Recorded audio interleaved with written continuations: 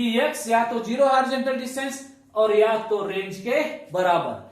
अब मैं अगर यहां y इज इक्वल टू 0 रख दूं तो ये हो जाएगा 0 is equal to 10 x minus 40 x square, यानी 40 x स्क्वायर इज इक्वल टू 10x। तो x कटेगा, तो x is equal to 10 divided by 40 which is 1/4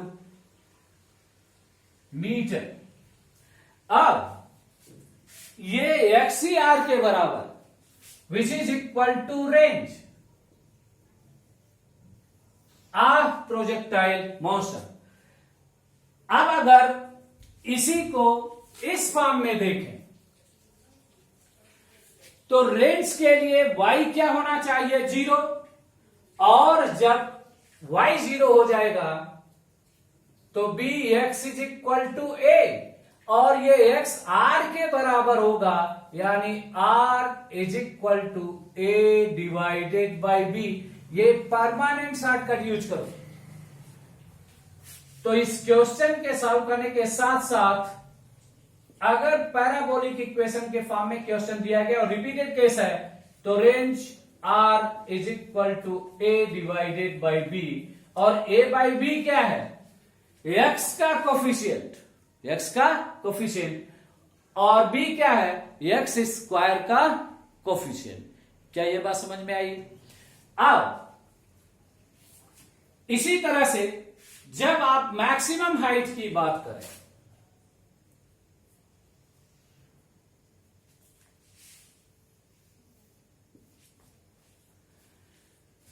तो मैक्सिमम हाइट पर, ये मैक्सिमम हाइट है तो आपसे कहा जाए at maximum height x is equal to r/2, क्योंकि टोटल रेंज है और ये हॉरिजॉन्टल डिस्टेंस है विच इज इक्वल टू r/2। तो आप y की वैल्यू जानना चाहते हैं तो y is equal to ax minus है पैराबोलिक इक्वेशन में तो आप कह सकते हो bx स्क्वायर। अब x की वैल्यू रख दो r/2, तो y is equal to a, और x की वैल्यू है r/2, r की वैल्यू है a/2, so r is equal to x is equal to r/2, तो x is equal to a/2b which is r/2। तो a into a divided by 2b minus b into, अब a/2b का whole square, a/2b का whole square, so y is equal to a square by 2b minus a square divided by 4b. So y is equal to a square divided by 4b, और यही maximum height है।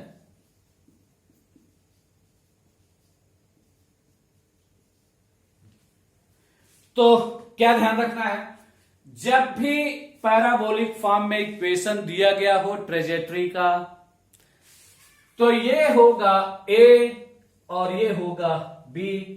अब आपका question या तो range पूछेगा और या तो मैक्सिमम हाइट, तो range is equal to a/b, यानी x का coefficient divided by b, x square का कोफिशिएंट, और मैक्सिमम हाइट बराबर होगा y is equal to a square divided by 4b। a और b आप जान रहे हैं, तो किसी भी सूरत में ना भूलें, और ये डिस्क्रिप्टिव फॉर्म में दिया गया। बात समझ में आई कुछ?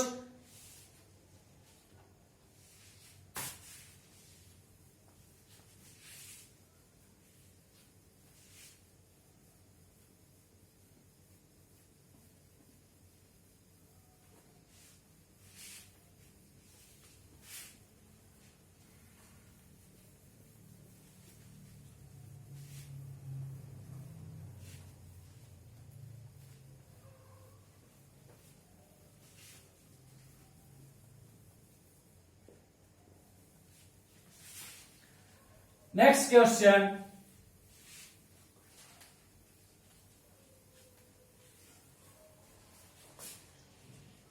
कि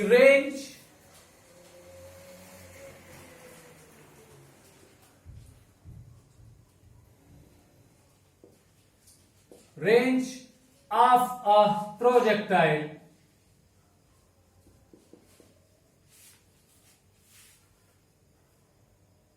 is 100 kilometer when projected at angle 17 degree from horizontal.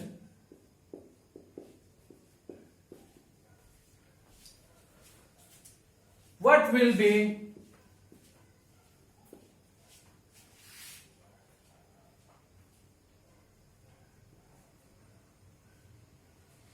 its range? If projected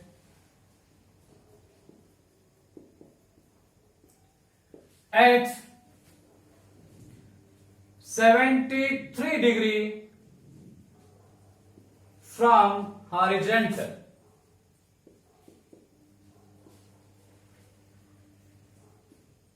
With same velocity.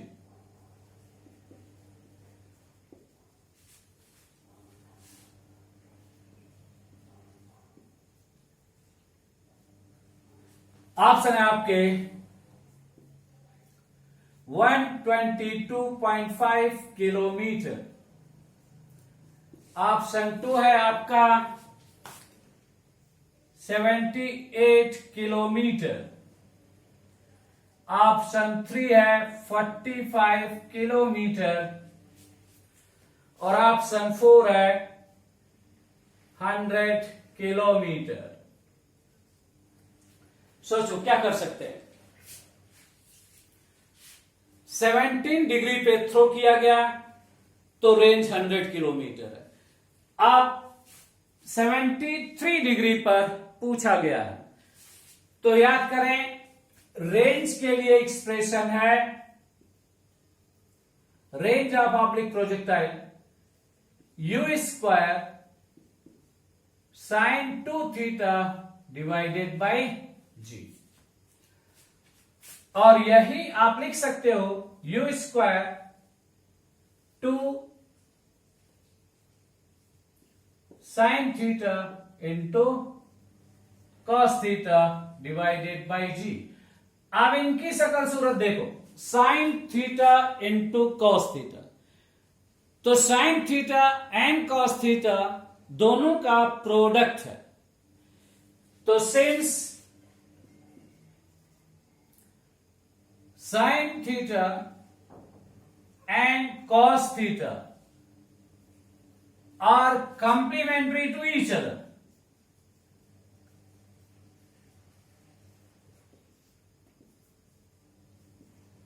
इसका मतलब क्या है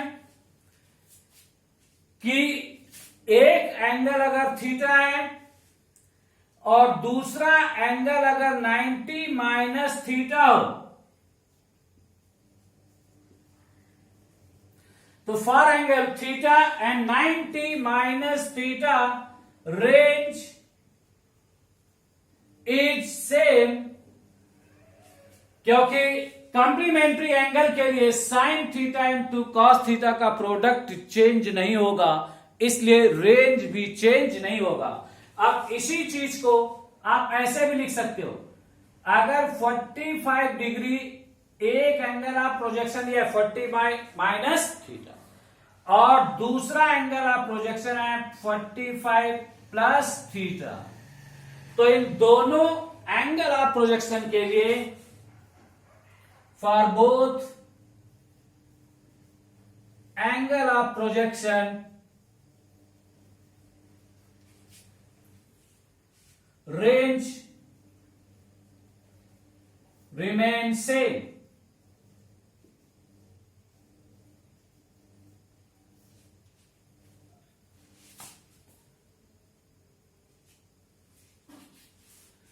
समझ में आई बात है?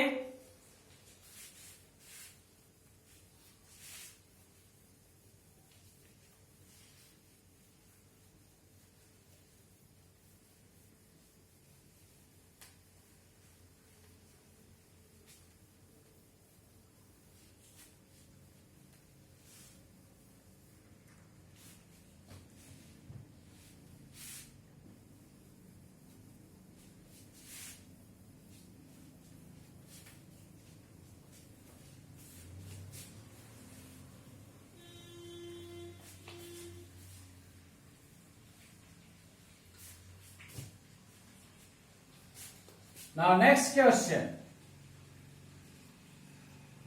और ध्यान में रखा जाए, इफ अ पार्टिकल, ये इंजीनियरिंग और मेडिकल दोनों में पूछा गया question, if a particle projected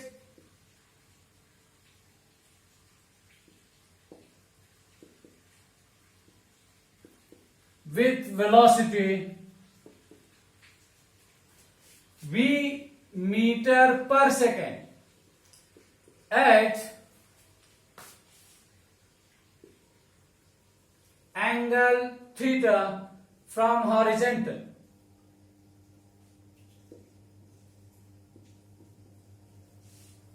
horizontal से थीटा डिग्री पर प्रोजेक्ट कर दिया गया, eight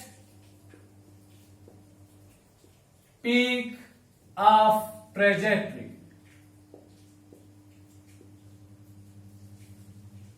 at peak of trajectory it explodes into two parts, two equal parts.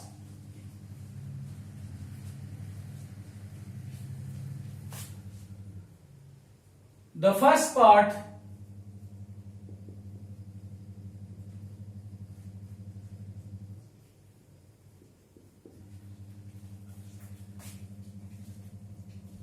after explosion retraces its path.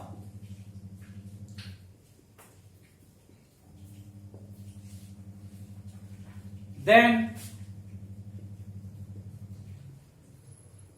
velocity of other part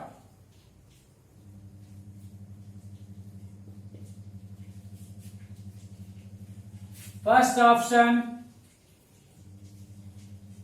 3v cos theta, second option 3/2 v cos theta, third option v cos theta, fourth option none. तो क्या करना चाहेंगे आप?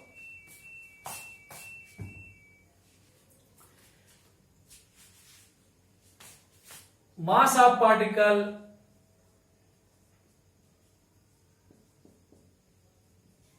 Is equal to mkg। तो mkg mass का particle था जिसे v metre पर सेकेंड की वेलोसिटी से एंगल थीटा पर प्रोजेक्ट कर दिया हॉरिजॉन्टल से। जैसे ही वो पीक ऑफ ट्रेजेक्टरी, ये पीक है और पीक पॉइंट पे पहुंचा तो ये दो पार्ट में एक्सप्लोड हो गया। तो एक हिस्सा तो इधर गया m/2 और दूसरा अपोजिट डायरेक्शन में जाएगा। क्यों? क्योंकि अगर दो इक्वल पार्ट में या दो पार्ट में एक्सप्लोड हो रहे हैं तो they will move in opposite direction. इसे आप न्यूटन्स लॉ ऑफ मोशन में पढ़ेंगे, law of conservation of momentum, and इनके डायरेक्शन ऑफ मोशन में 180 डिग्री का फर्क होगा। तो यही क्वेश्चन की जान है कि एट पीक ऑफ ट्रेजेक्टरी एक पार्टिकल है m/2 और जो का रिट्रेसेस इस पाथ, यानी जिस डायरेक्शन से आ रहा उसी डायरेक्शन में गया। तो पीक पॉइंट पर इसकी वेलोसिटी हॉरिजॉन्टल थी और इसलिए सेकेंड पार्ट हॉरिजॉन्टली पीछे की ओर चला जाएगा। तो जो दूसरा पार्ट है m/2 ये उसी डायरेक्शन में जाएगा। तो चाहे कोलिजन, अब यहां एक कॉन्सेप्ट आपको लेना होगा law of conservation of momentum से। तो मैं लिखूं from law of conservation of momentum,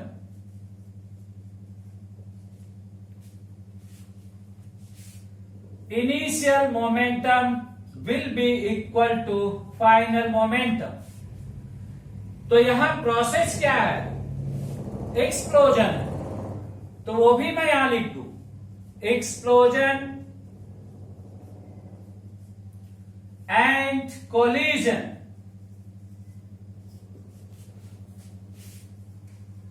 are internal process.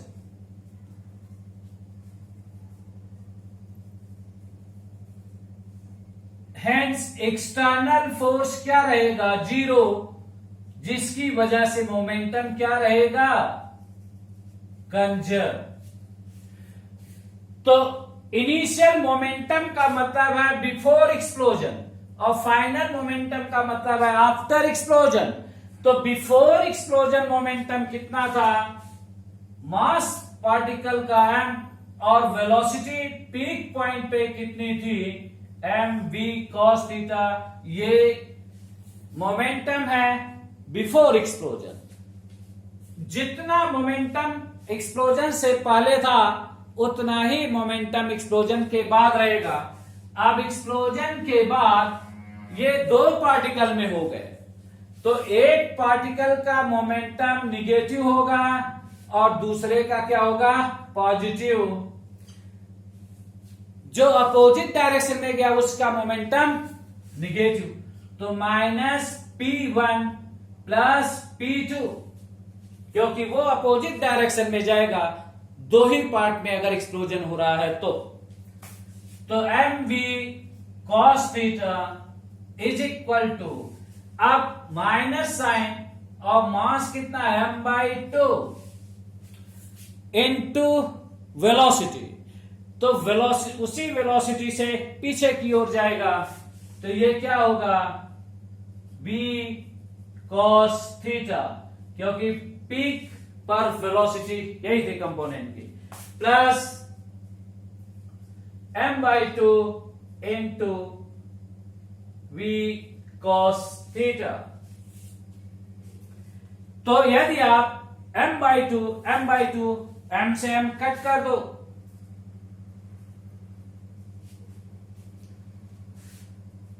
So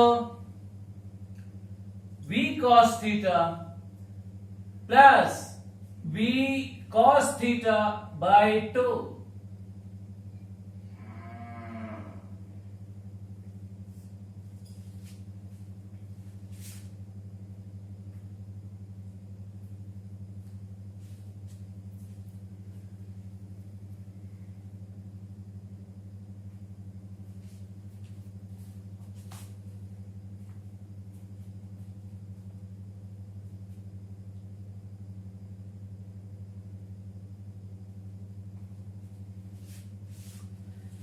cut कर दो, ये मुश्किल हो।